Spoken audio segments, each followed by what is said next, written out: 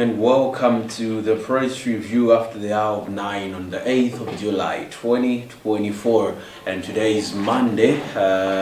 Most of the people are on holiday, at home, relaxing from the busy works that I've been doing previous weeks and other engagements.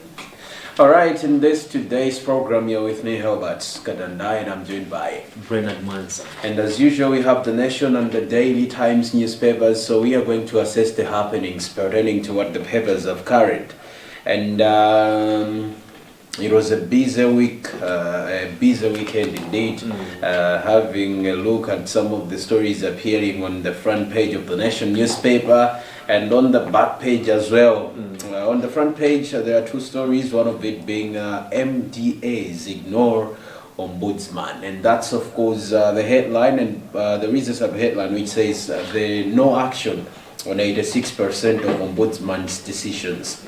Partly the story says that despite the office of the ombudsman going full throat to address injustices in government ministries, departments and agencies, it has emerged that 86% of its determinations are not complied with. In its 2024 annual report, the office said it undertook 46 inquiries, which yielded 44 determinations, representing a 300% increase from the previous reporting period.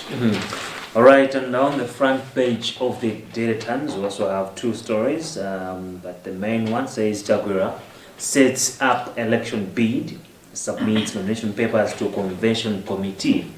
President Lazarus Chakwera has submitted a nomination form confirming his interest in the position of Malawi Congress Party MCP president at the party's convention scheduled for August 8th to 10th in Lilongwe. Chakwera paid 5 million kwacha upon the submission of the nomination form, with the process completed last week after acquiring all relevant signatures. Wow. That's one I of the think big now stories so far. it is confirmed that the president, Dr. Lazarus Chakwera, still wants to be the president, because I don't think he can say, okay, I am expressing my interest to contest at the convention as the party's president, and then say, in this case I won't be the president in the 2025 elections, either standing for Tonsa Alliance or standing for MCB only. So now we can say it is confirmed. Now the two Masambo, despite the I am America, the two Maganiza, Siana, there have been schools of thoughts. Which this many of the two. So far, we haven't heard anything about the Tonsa Alliance. But specifically now on the election part, the convention of the Malawi Congress Party. Sina mveko kuti kubwera okapikisana nawo pa pandomene pali panopane kuti ndiwo okhawa amene akukayimira pa position ya party president. Now looking at the party, MCB as the party, do you think there will be another person who is going to say, okay, I think this is my 5 million kwaja, I will contest and vie for the party's number one ticket? Ndikukhulupirira kuti anthu amene ali ndi kuthekera to have zofunikirazi alipo ambiri, komano ndikukhulupirira kuti okha number one akhoza kukhala mwina there will be that respect to say, I think we just have to endorse the president who is already there, or Others may not do that out of being afraid. Yeah, now looking at the constitution ya Japan, imaforokoza kuti akhoza kukachita nawo zobikisana. Yes, they can contest in that. Koma politically mene zikuonekera pankhani ya ndale ndikuona kuti maganizo anga ndiona kuti otanga kapikisana ndaja kwera ku convention ya MCB akhale ochepa apo mwinaso nkutheka sangapezeka kudutsa opanda opikisana naye chifukwa this is what happens kwathu kuno Malawi. Nthawi iliyonse anthu akamapita ku convention there is someone amene anthu amayembekezera kuti awa ngowina unless ngati kuti panalibe munthu pa mpandopo akukapikisana anthu komano nthawi zonse anthu amadziwa kuti wakutuja kukapambana. So this is what is happening to MCP. We are not sitikuwapanga degrade ena amene mwina ali ndi maganizo akachita nawo contest koma tikungonena no zimene zikuoneka pankhani ya ndale ndipovuta kuti ena ayimitse dzanja mwamba kuti athu ukachita nawo chisankho. So koma kwambiri mulino mene ukhale ndi pakhale ntchito kwambiri ndi udindo wa Secretary General komanso Vice President the president wa Japan umene kuku ndithu kuone kuti kukhala ntchito pa Secretary General. Others who appear on the list of those who have collected forms include current Secretary General Minister of Finance Simplex Chichora Banda and former presidential advisor on strategy and manifesto implementation Chris Chaima Banda. All these are eyeing the seat of the Secretary General. Chichora has confirmed, and down the other side, Speaker of Parliament Catherine Goran-Hara has also confirmed. Now in the position of first deputy president. Wow. So there is Speaker Goran-Hara, Member of Parliament Kezi Msuba, Information Minister Moses Kunkuyo, Vitumbiko Mumba, who are also vying for this position of the first deputy president. Of course, they are others are used to collect their forms and submit this week. I haven't seen where it is also being said. We heard about the Minister of Homeland Security also vying for the first deputy president. So we are yet to see where he is, where the stand is so far. But that's it about the MCB convention. Kukalendi tu kantu kumao kanfudi kalipo kwambiri chimene ndinaona pandale nchakuti nthawi imene anthu ayamba kupikisana amazatha kuyiwala kaye kuti nchipani chimodzi koma nkuonetsetsa kuti agwetsane basi. So that's where timamva nkhani tionena zoti kuti anthu akudana ngati sachipani chimodzi pali komano zonse zikatha. That's when you see them working together. So kulidi nkoke kuli matimu ndithu angapo and tumaona propaganda pa Facebook ajina Twitter ndazi zake anthu kulemba nkhani ndithu zonyozana zokutekana akuti wapachana pangaza akuti chakuti basi tinachiyose komano. That's how we define our politics in Malawi. Khane kuluma tigwetsane. That's how we define our nkhondo yolimbirana mphamvu imakhala yoti nzanga apo mphamvu zikhale ndine. So nimene silili that's why even ku DPP kuja you will always see marango zosiyana komano. Once those guys hold a convention and someone is elected, okay, ndamene muka timire zose zija zimayamba kaezata ndekuti ndani amazakhala no wachipani chinacho. So MCP kupanga convention August, DPP nayo so August.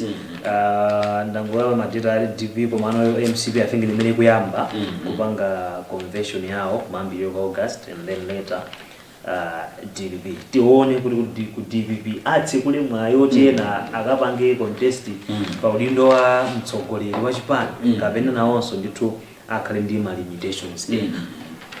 All right, government asked to rethink borrowing And of course, that's the headline of another story which appears on the Nation newspaper, and it says delegates to the two-day National Dates Conference in Lilongwe last week asked the government to stop the tendency of borrowing commercially, loans have high interest rates.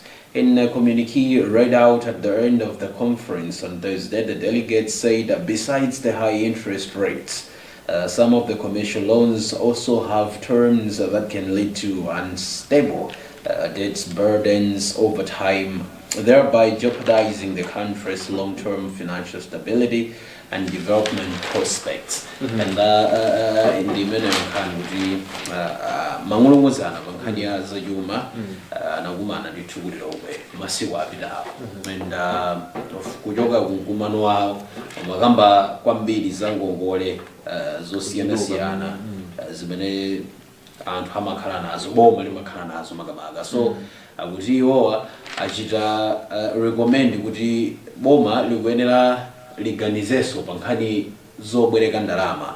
Now going deep into the story, akuti nkhani yake nja kuti boma likubwereka kwambiri ndalama kuchokera ndithu kwa mabanki komanso anthu osiyana. So iwo achita recommend kuti government should stop the tendency of borrowing commercially. Unfortunately, malangizo ndi amaperekedwa even malangizo one kuti tingatani apopo ndi kuti nkutheka paliso njira zina zimapereka kuti if you want to reduce the borrowing mupangeza. But to implement that as government now becomes a challenge. Yeah. So sikoyamba kaka ngati mabungwe mwesi ya boma kupereka upangiri kuboma kuti motere but to implement zinthu ngati zimene zija pamatenga nthawi kapena pamatenga ndithu madalasi kuti boma lichite.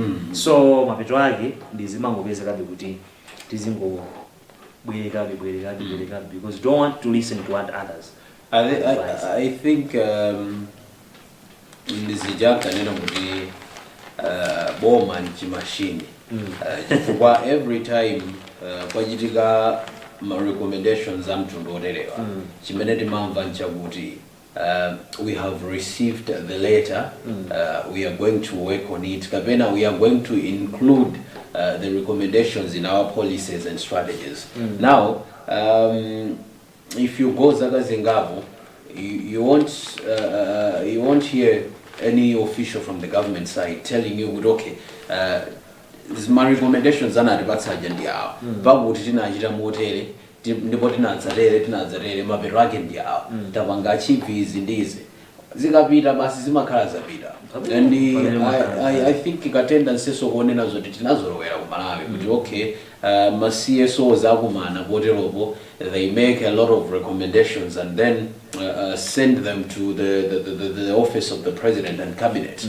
Akamabwera ndopezeka kuti ma CSO anzathu amene anachita ma recommendations aja they don't even follow up kuchitika chakuti. So chifukwa chonena zoti follow up simachitika iwaja, so they know kuti nthawi yoti tikachite ma recommendations inde likapanga zanzeru koma ni nthawi yonena zoti tikalandire malawansi.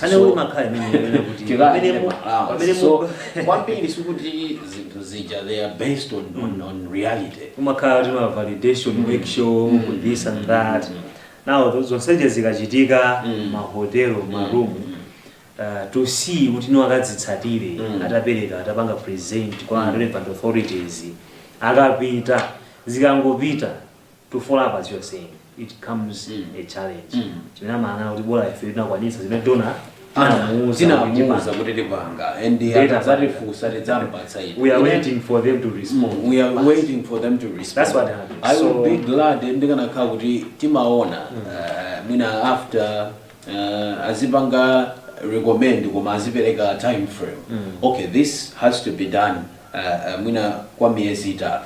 So miyezi itatu ichekata, let them come and see good, okay, chakuti tinapanga recommend chicha mwachipanga bwanji. And if the government can do that, abwereso pansi ndikuzayamba ofotokoza kuti okay, ifeyo chakuti chitinaona kuti nkwabwino kuti tichigwiritse ntchito motere. Now tikamaona zinthu ngati zimene zija ifeyo ngati anthu okhala mdziko la Malawi bwezi tumati okay something is being done komano kungokhala chete olatakhala kuti kenaka akagwiritsa ntchito kuko komano ifeyo sitidziwa so timangotenga ngati kuti sichinagwiritsidwe ntchito muli monse mmene akhala akuchitira mbuyo so ndi nkhani yoti ndiyomvetsa chisoni kwambiri ku dziko lathu ngati la Malawi.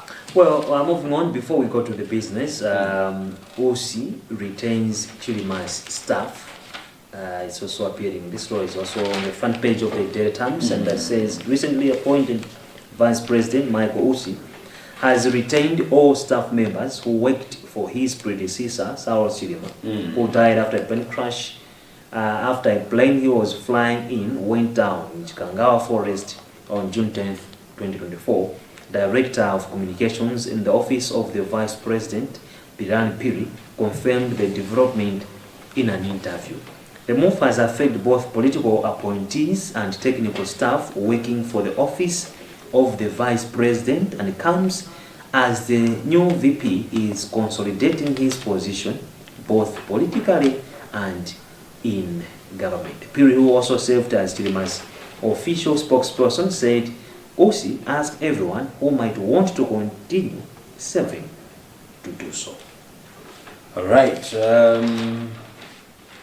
That's the story there. Nkhani yoti kuipanga kuikapo mlomo lero I think utoloze bazara so I would love ndikanalankhula koma ndidzalankhule tsiku lina sasa nkhani imeneyi chifukwa tikhoza kuiona mmango angapo. You can look at the issue politically, you can also look at it in terms of governance.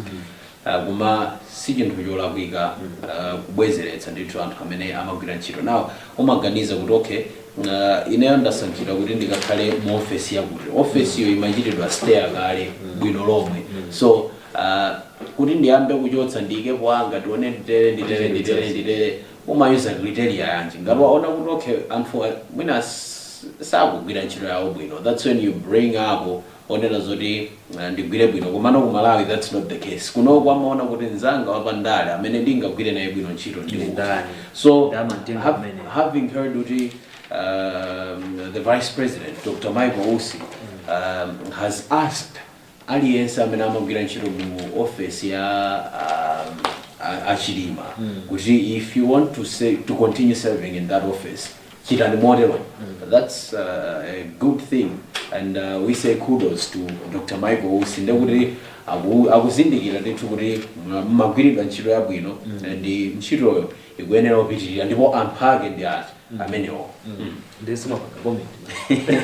Yeah, comment yambalina tasungira. All right, maybe quickly. Ministry moves to reduce teachers' pay bottlenecks. For it wise to also with this story. It says the Ministry of Education has disclosed that it is in the final stages of digitalizing systems to tackle delays in the payment of teachers' salaries. The Ministry's Principal Secretary Mangani Chila Katundu made the statement following a meeting with concerned teachers in Nilongwe. He informed the teachers that the ministry anticipates completing all processes by the end of this month. Kane uli makaimene aphunzitsa mbiri ndalama not aphunzitsa mbiri ndingoti aphunzitsa ndalama zawo amalandira mochedwa pakala pali madando ndithu komanso ndithu ndizotsamitsa zina under bottlenecks. So ndona ukuthi ulikati molongosola zimenezo kuti aphunzitsa akafuna kulandira salary zisamavute zisamatsamwitse ziziyenda ndithu akungwere nakuatero amagwira ntchito yayikulu kwambiri ndi na amene samafutika kwa nyumba zawo zinakukhala zonse zimenebira tunda so ndithu akungwere thandizira basi. Finance gap shocks local PP projects, and that's of course the headline of one of the stories appearing on one of the business pages in the Nation newspaper. And there is a sub-headline which says PPPC admits struggling to sell projects. Partly the story says the Public-Private Partnership Commission says the country's efforts to industrialize key sectors through PPPP projects are being undermined by a shortage of funds to finance feasibility studies. PPPC Chief Executive Officer Patrick Kabambe said that in Lilongwe on Friday during a stakeholders conference to discuss challenges affecting the implementation of PPP projects and find solutions to accelerate potential investments in Asonghani Mene. All right, and another story in the Daily Times about business. MRA commits to help in agriculture sector. The Malawi Revenue Authority has pledged continued support towards agriculture sector growth through tax incentives. This follows the launch of a booklet on agricultural transformation by the government. MRA spokesperson Steve Kaploma said farmers need to know about tax incentives to boost their ventures. All right, moving on, let's now have a quick look at some of the sports stories, both local and international. On the back page of the Nation newspaper, mixed fortunes in FDH Bank Cup. Holders Bullets march on silver fall by the wayside, and partly the story says it was an afternoon of mixed fortunes in the 2024 FDH Bank Cup round of 16 as holders FCB Nyasa Big Bullets marched on with a thumping victory, while TNM Super League leaders Silver Strikers fell by wayside. Bullets exhausted the Demons hunting them in the Super League with a convincing 0-5 victory over Bangwe All-Stars at Kamuzu Stadium and Luntha. And they would answer to Silver Strikers ajita moduluka no kumati to silver itsekera mchitolokosi ayitsekera mchitolokosi si iyafera ku police chabuno bittersweet for Temwa. Malawi's women's football star Temwa Chawinga scored her 12th goal of the season for Kansas City Current, but the club's 17th match unbeaten run came to a halt following a 1-2 home defeat to Orlando Pride yesterday. However, it was a show between Chawinga and Zambian Barbara Banda, with each scoring a goal in a top of the table clash in the National Women's Super League. Right. To America, so Tema and this goal 12. Maso Zaga wa Zambia Barbara Banda aliso ndizi goal 12 kumandama ati mosiana nde mpikisano ndi two mene uliko. So I would bittersweet for Tema because timu yake inaluza koma yeye anashinga kufika pa zigoli mwajidule ntchito yomwe adamulembera mabwana aga anawaniriza ngakhale zavuta chabwino job description yagwira ntchito. Flames to face Burundi in first AFCON qualifiers, and that's of course another story which appears on the back page of the Nation newspaper, and it says the Flames will start their 2025 Africa Cup of Nations qualification campaign with a home fixture against Burundi between September 2nd and 10.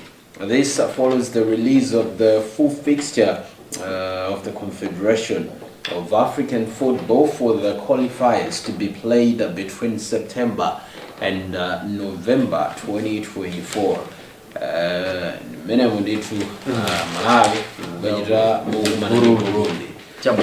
Mene yakala ikuchizira Malawi sindi kudziwa nzanga pali chiyembekezo kuti tichita qualified it.